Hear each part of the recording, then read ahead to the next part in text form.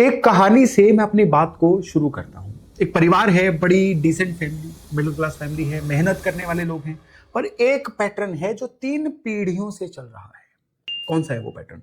दादाजी ने अपना व्यापार शुरू किया, बड़ा अच्छा व्यापार चल रहा था, एकदम से बर्बाद हो गया, इवन घर तक बेचना पड़ गया। फिर पिताजी ने सारी उम्र नौकरी की, लेकिन रिटायरमेंट से करीबन 3-3.5 साल पहले कोई झूठा इल्जाम लगा के उनकी जो नौकरी थी वो चली गई। उन्होंने मुकदमा किया और मुकदमे में सारी सेविंग्स खत्म हो गई।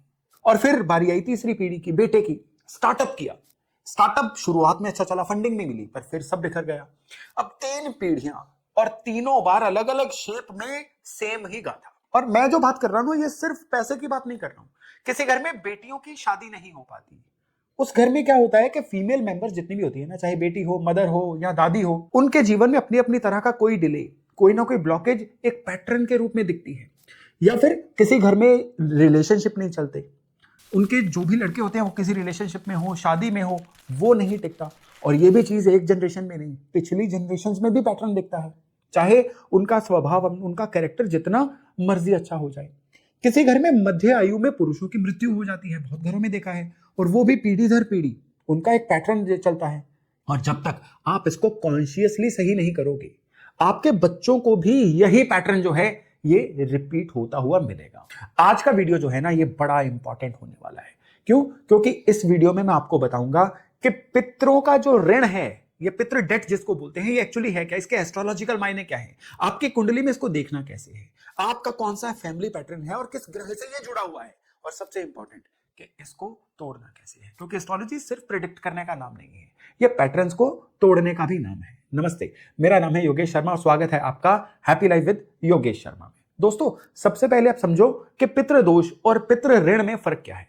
पितृ दोष वो कॉन्सेप्ट है जिसको नॉर्मली हम ना चर्चा में ऐसा जानते हैं, सूर्य राहु एक साथ हो, चंद्र केतु एक साथ हो, राहु बुध वगैरह 9वें भाव में हो, तो ये पितृ दोष होता है। और इसका इलाज नॉर्मली लोग कहते हैं गया जाओ, पिंडदान करो, ब्राह्मणों को खाना खिलाओ। ये ठीक है, इलाज है, लेकिन इसके मायने बड़े थोड़े से हैं।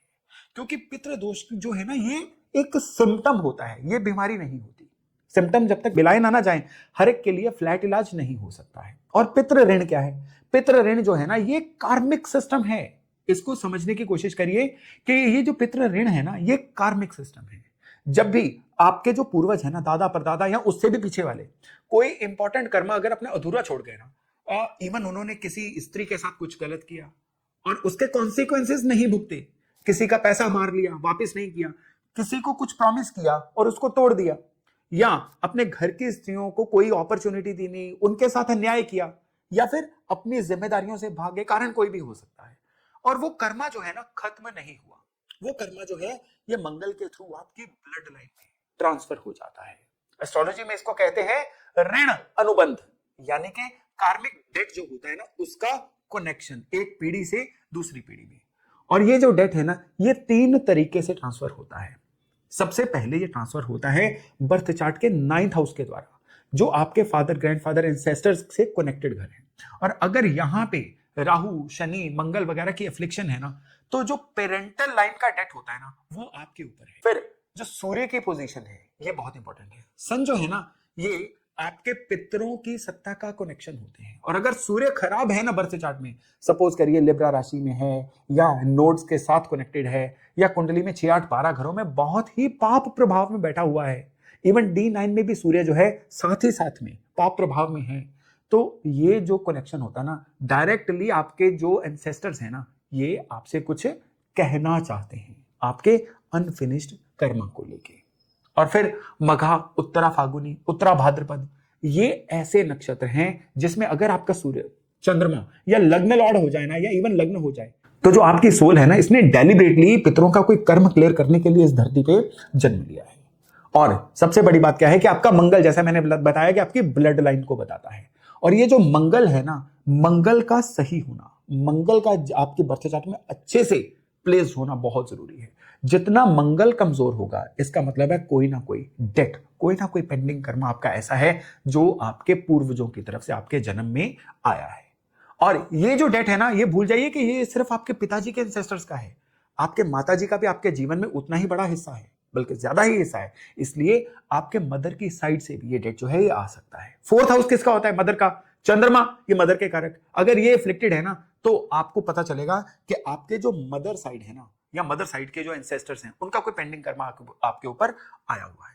सिंपल चीज याद रखो, नौवां भाव और सूर्य खराब है तो पिताजी की साइड से, चौथा भाव और चंद्रमा खराब है तो माताजी की साइड से, और अगर ये दोनों खराब हैं तो मतलब है आप दोनों पीढ़ियों का जो कर्जा है ना, जो ऋण है, उसको ढो रहे हैं। तब जिंदगी में चाहे आप कितना भी मेहनत कर लो, कुछ ना कुछ आपके जीवन में खराब हो ही रहा होता है, क्योंकि सिर्फ आप अपना कर्म नहीं कर रहे हो, आप अपने पूर्वजों का भी जो पेंडिंग कर्म है ना उसको भी क्लियर कर रहे हो। अब मैं आपसे बड़े कॉमन कुछ फैमिली पैटर्न्स हैं और उनके जो भी एस्ट्रोलॉजिकल सिग्नेचर है ना, एस्ट्रोलॉजिकल कनेक्शन है, वो आपसे शेयर कर रहा हूं, क्योंकि ये अगर आप अपने आसपास किसी भी घर में देखो ना तो आपको कंफर्म हो जाएगा कि उस घर के अंदर पितरों का ऋण है।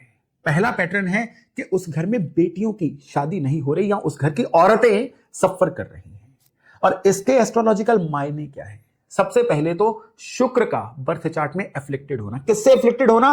अपने मित्र शनि से या फिर राहु से, या फिर शुक्र शनि या राहु का कोई कनेक्शन आपके बर्थ चार्ट के सप्तम या अष्टम भाव में बन जाए।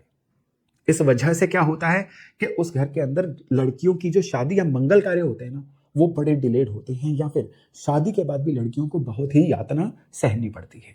इवन चंद्रमा अगर आश्लेषा, ज्येष्ठा या मूल में हो जाए तो भी ये पैटर्न बहुत ज्यादा देखे गए हैं। इवन जो फोर्थ लॉर्ड होता है ना, ये बर्थ चार्ट के 6, 8, 12 घरों में हो जाए तो भी ये वाला जो पैटर्न है ये देखने को मिलता है। इसका कार्मिक रीजन क्या है कि आपके जो पूर्वज है ना उन्होंने किसी जनरेशन में विमेन को, स्त्रियों को सप्रेस किया था, दबा के रखा था। मे बी बेटी को पढ़ाई नहीं करने दी हो, या बहू को टॉर्चर किया हो, या किसी विधवा को रीमैरिज या किस विधवा का जो भी अच्छा लाइफस्टाइल होता है वो जीने से उसको रोका हो, या किसी भी औरत का प्रॉपर्टी, पैसा वो हथियाया हो। अब आपके घर की बेटियों की जो शादी है वो डिले होगी, या शादी होगी तो वो शादी जो है अनहैप्पी रहेगी, या फिर लड़कियां फाइनेंशियली स्ट्रगल करेंगी, चाहे जितनी भी एजुकेटेड, जितनी भी टैलेंटेड हो जाए। अब इसमें दूसरा जो पैटर्न है ये बड़ा इंपॉर्टेंट पैटर्न है, वो है पैसा आता है लेकिन पैसा टिकता नहीं है। इसके एस्ट्रोलॉजिकल मायने क्या है? एस्ट्रोलॉजिकल मायने है कि बर्थ चार्ट में जो पैसे का भाव है ना, सेकंड हाउस, वो बर्थ चार्ट में 6, 8वें, 12वें भाव से कनेक्टेड होगा। ये इस दोष की निशानी है। बर्थ चार्ट में जो कृपा कारक या प्रॉस्पेरिटी का प्लेनेट होता है ना वो होता है जुपिटर। जुपिटर अगर बर्थ चार्ट में किसी ना किसी वजह से राहु से कनेक्टेड है, स्पेशली इस योग में 2nd और 11th हाउस जो पैसे के घर हैं ये भी पीड़ित हैं, या फिर सूर्य जो है ये 6ठे या 8वें भाव में है, तो ये वाली जो बात है ना कि पैसा आता है टिकता नहीं है, ये आपके जीवन में सच हो जाती है। और ये योग आपको मिलता क्यों है?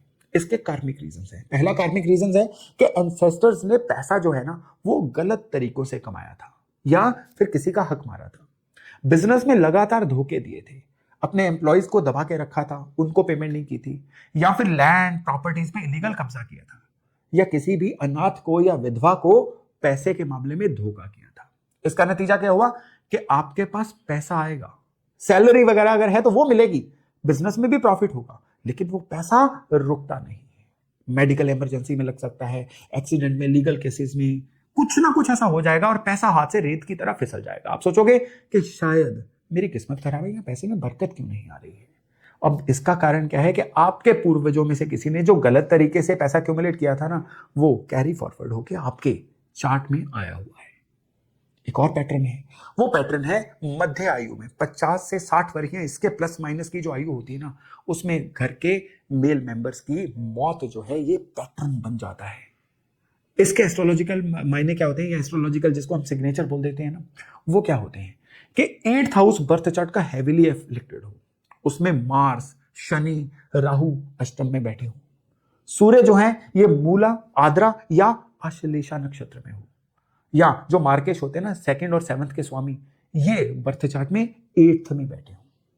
और इसके जो है कार्मिक रीजन क्या होते हैं कि किसी एंसेस्टर ने, आपके किसी पूर्वज ने शायद किसी की जान ली हो डायरेक्टली, या किसी को कह के किसी को मरवाया हो, वो खुद मर्डर किया हो, या ऐसा भी हो सकता है कि किसी की सुसाइड की रिस्पॉन्सिबिलिटी आपके पूर्वज पे आई हो, या किसी का एक्सीडेंट वगैरह करवा के भाग गए हो, यानी किसी की भी जान जाने में अगर किसी पूर्वज का हाथ होगा ना तो फैमिली में ये पैटर्न जो है ये देखने को मिल जाता है। स्पेशली मध्य आयु में हार्ट अटैक वजह हो सकती है, एक्सीडेंट वजह हो सकती है, सडन इलनेस वजह हो सकती है, ये सबसे ज्यादा कड़वी किस्म का एक पितृ ऋण है और इसका सोल्यूशन भी बड़ा स्पेसिफिक है कि जिसमें 8th हाउस और जो मोक्ष हाउस होता है ना, जिसको 12th हाउस बोलते हैं, इनको लगातार हील करना पड़ता है।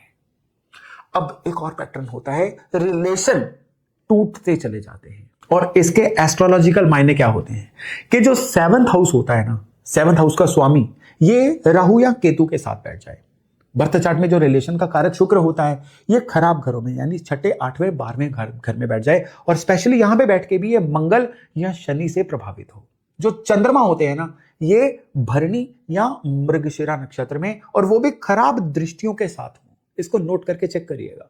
और इसके कार्मिक रीजंस क्या होते हैं कि एंसेस्टर्स ने कोई ना कोई कमिटमेंट तोड़ी होगी, शादी के बाद किसी और औरत के साथ रहना शुरू हो चुके होंगे, या अरेंज्ड मैरिज में किसी को फोर्सफुली बांधा होगा, या किसी के साथ कोई प्रॉमिस शादी वादी का करके धोखा दिया होगा। इसके नतीजे क्या होते हैं कि आपके रिलेशनशिप्स में ट्रस्ट इश्यू रहेंगे। प्यार होगा पर कमिटमेंट में बहुत सारी प्रॉब्लम होगी। शादी होगी पर उस शादी में इमोशनल डिस्टेंस जो है ना, ये बहुत अच्छा खासा बना रहेगा, जिसकी वजह से शादी भी बड़ी खोखली लगनी शुरू हो जाएगी। ठीक है, और अब अगले पैटर्न की बात करते हैं। ये पैटर्न है कि आप टैलेंटेड हो लेकिन कामयाबी नहीं मिल रही है। एस्ट्रोलॉजिकली आपको कैसे पता चलेगा कि बर्थ चार्ट में 5th लॉर्ड जो होते हैं ना, ये 6ठे 8वें 12वें भाव में बैठ जाए।